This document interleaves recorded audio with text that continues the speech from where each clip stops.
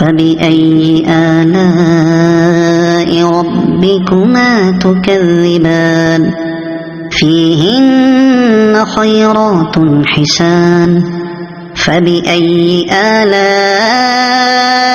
ربكما تكذبان حور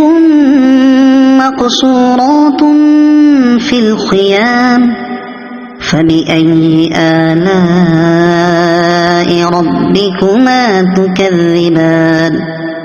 لم يطمثهن إنس قبلهم ولا جان فبأي آلاء ربكما تكذبان متكئين على رفرف خضر وعبقري حسان فبأي آلاء